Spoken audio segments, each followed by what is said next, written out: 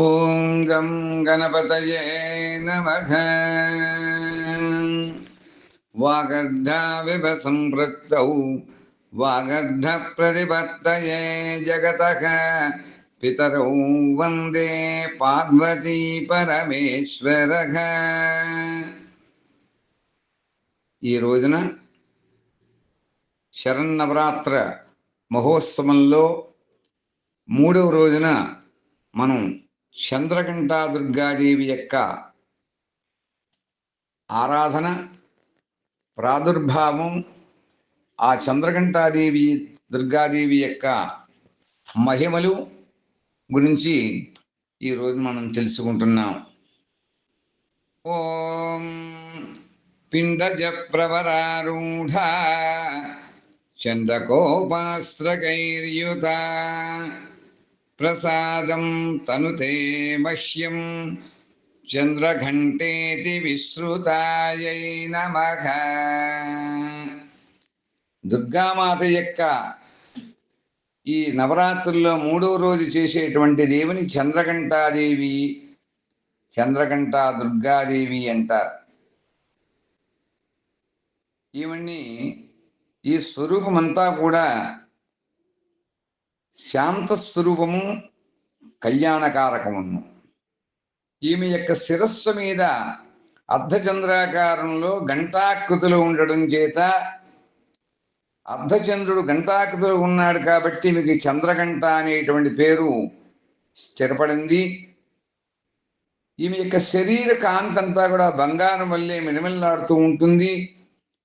10 చేతులలో ఖడ్గం మొదలైనటువంటి శస్త్రాలు, బాణాలు మొదలైనటువంటి అస్త్రాలను ధరించి ఉంటుంది ఈ అమ్మవారు.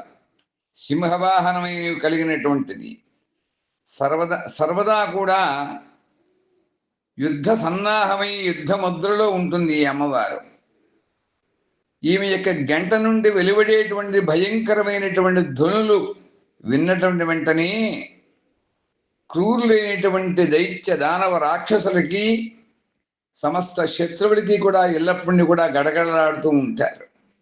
నవరాత్రి యొక్క దుర్గా పూజల్లో ఈవిడ యొక్క సేవ చాలా మహిమోపేతమైనటువంటిది. ఈ రోజున సాధకుడి యొక్క మనస్సు మణిపూరక చక్రంలో ప్రవేశిస్తుంది. చంద్రఘంటాదేవి యొక్క కృపచేత ఉపాసకుడికి, ఈవిడ యొక్క సాధన చేసేటువంటి వారికి దివ్యమైనటువంటి వస్తు సందర్శనం కలుగుతుంది. దివ్యమైనటువంటి సుగంధ పరిమళ ద్రవ్యం యొక్క వాసన అనుభవం కూడా సిద్ధిస్తుంది. అలాగే దివ్య ధ్వనులు కూడా వినిపిస్తూ ఉంటాయి. ఈ దివ్య అనుభవ లాభాలకి సాధకుడు మిక్కిలి కూడా చాలా సావధానుడిగా ఉండాలి.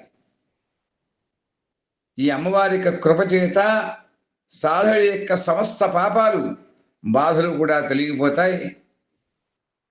ఈ చంద్రఘంటాదేవి యొక్క ఆరాధన సద్యఫలదాయకం, అంటే వెంటనే ఫలితం ఇస్తుంది. ఈమె ఎప్పుడూ కూడా యుద్ధ సన్నద్ధరాలే ఉంటుంది కాబట్టి ఆ విధంగానే దర్శనమిస్తూ ఉంటుంది. కనుక భక్తులకి కష్టాలు కలిగినప్పుడు ఈ చంద్రఘంటా దుర్గాదేవిని కనుక ప్రార్థన చేసినట్లయితే అతి శీఘ్రంగా వారి యొక్క కష్టాల్ని నివారిస్తుంది. ఈ వాహనాదేవిని ఉపాసించినటువంటి వారికి వాళ్ళందరూ కూడా పరాక్రమవంతులై, సింహం ఎలా పరాక్రమంగా ఉంటుందో వాళ్ళు కూడా అలాగే పరాక్రమంగా నిర్భయులుగా ఉంటారు. ఈమె యొక్క ఘంటానాదం ఎల్లప్పుడూ కూడా భక్తులని భూత ప్రేత విషాద బాధల నుండి, శత్రు బాధల నుండి కూడా కాపాడుతుంది. ఈమెను సేవించిన వెంటనే శరణాగత రక్షణకై అభయ గంట ధ్వనిస్తూ ఉంటుంది. వాళ్ళ చుట్టూ కూడా ఒక ధ్వని, గంటా ధ్వని, ఒక అభయం మాదిరిగా అభయం ఇస్తూ ఆ గంట ధ్వని వారిని కాపాడుతున్నట్టుగా, శరణాగతిగా వారికి ఆ ధ్వనిలో ఆ అమ్మవారు కాపాడుతూ ఉంటారు. చంద్రఘంటాదేవి దుష్టులను అణిచివేయడం యందు, వారిని అంతం చేయటం యందు కూడా అనుక్షణం కూడా సన్నద్ధరాలి ఉంటుంది. భక్తుల యొక్క, ఉపాసకుల యొక్క ఈమె స్వరూపం మిక్కిలి కూడా సౌమ్యంగా, ప్రశాంతంగా కనపడుతూ ఉంటుంది వారికి. ఈమెను ఆరాధించడం చేత సాధకుల్లో వీరత్వము, నిర్భయత్వంతో పాటు సౌమ్యత కూడా వస్తుంది, వినమ్రత పెంపొందుతుంది. వారి కన్నుల్లో ఒక రకమైనటువంటి కాంతి, ముఖ వర్చస్సు, శరీరంలో శోభలు ఇవన్నీ కూడా ఇనుమడిస్తూ ఉంటాయి. వారికి సద్గుణాలన్నీ కూడా వృద్ధి చెందుతూ ఉంటాయి. అదే కాకుండా చంద్రఘంటాదేవి యొక్క ఉపాసన చేసేటువంటి వారి యొక్క కంఠస్వరంలో ఒక అలౌకికమైనటువంటి దివ్య మాధుర్యం ఒక మహారాశిగా ఏర్పడుతుంది. ఈ అమ్మవారిని భరించేటువంటి వారు, ఉపాసించేటువంటి వారు ఎక్కడికి వెళ్ళినా కూడా వారి యొక్క దర్శనం చేత వారిని చూసినటువంటి వారందరూ కూడా సుఖ సంతోషాన్ని పొందుతారు. ఇటువంటి సాధకుల యొక్క శరీరంలోంచి దివ్యమైనటువంటి ప్రకాశవంతమైనటువంటి పరమాణువులు అంటే విద్యుత్ శక్తి ఎలా వస్తుందో అలాగే వారిలో ఒక కాంతి వలయం ఎప్పుడు కూడా బహిర్గతం అవుతుంది. ఈ దివ్యమైనటువంటి ప్రక్రియ సామాన్య దృష్టికి కనపడదు. కానీ ఉత్తమ సాధకులై ఉండి వారిని ఎవరైతే అనుయాయులుగా ఉంటారో, వారితో భక్తిగా మెసులుకుంటూ ఉంటారో, వారి మీద భక్తి శ్రద్ధలతో ఉంటారో వారు మాత్రమే ఈ అనుభూతిని పొందగలరు. ఎవరైతే త్రికరణ శుద్ధిగా వారి వారి యొక్క విద్యుక్త కర్మల్ని ఆచరిస్తూ ఉంటారో, పవిత్ర అంతఃకరణలై ఉంటారో, వారిని చంద్రఘంటాదేవిని కనుక శరణ పొందినట్లయితే, ఆమెను ఉపాసించినట్లయితే, ఆరాధించినట్లయితే ఆవిడ యొక్క కృప మన మీద ఎప్పుడు కూడా ఉంటుంది.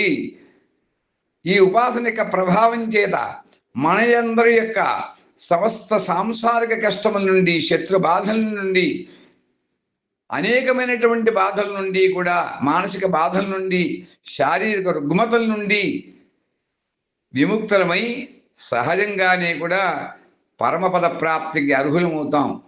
నిరంతరము కూడా ఈ పవిత్రమూర్తిని ధ్యానించడం చేత మనం సాధనలో కూడా ఒక ఉత్తమ శ్రేణిగా వెళ్ళడానికి, అగ్రగణ్యులు అవడానికి ప్రయత్నం చేయాలి. మనం ఈ అమ్మవారి యొక్క ధ్యానం మనకి ఇహంలో పరంలో కూడా, అంటే ఇక్కడ ఉండగా మనం తర్వాత జీవి యొక్క మరణానంతరము కూడా మనకి శ్రేయోదాయకం, పరమ కళ్యాణదాయకమై మనకి ఉత్తమ గతుల్ని, సద్గతుల్ని కూడా ప్రాప్తిస్తుంది.